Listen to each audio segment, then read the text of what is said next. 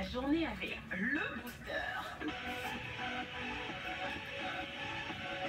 Bonjour, bonjour, je suis Amélie India, je suis bibliothécaire, médiatrice du livre, auteure de livres pour enfants, animatrice de podcasts et rédactrice d'articles sur la littérature jeunesse africaine. Je serai avec vous tout au long de la semaine dans le booster du petit-déj de Fréquence 2 et j'espère bien vous booster. Nous sommes lundi, c'est le début de la semaine. C'est pas forcément évident pour tout le monde de se lever.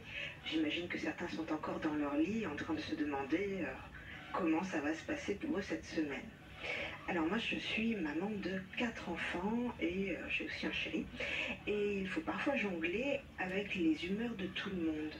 En fait j'ai réalisé que mon état d'esprit influence complètement l'atmosphère générale de ma maison. Alors pour que ça fonctionne, que tout se passe bien pour tout le monde, tous les matins, avant que le réveil ne sonne et que je n'ouvre les yeux, je remercie.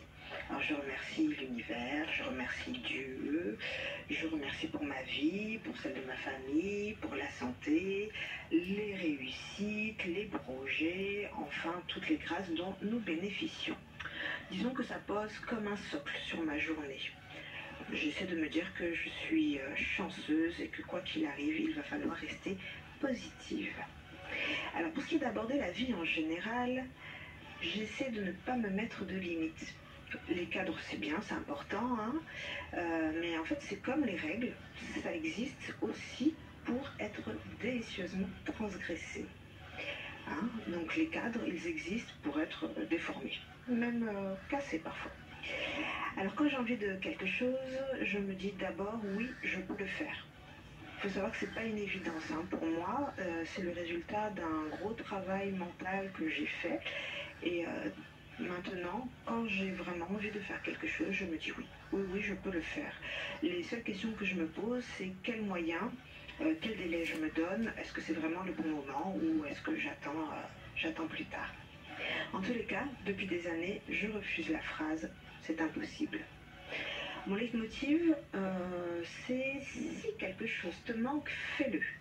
Alors ça m'aide beaucoup dans la vie de tous les jours, pour ma maison, ma famille, mon organisation, mes envies. Et puis aussi évidemment pour le travail, parce que ça fait sauter de nombreuses limites que j'avais en moi. J'essaie également d'inculquer ça à mes enfants, ça fait partie des credos. Je reviens à cette affaire de cadre, que l'on peut bouger, déformer.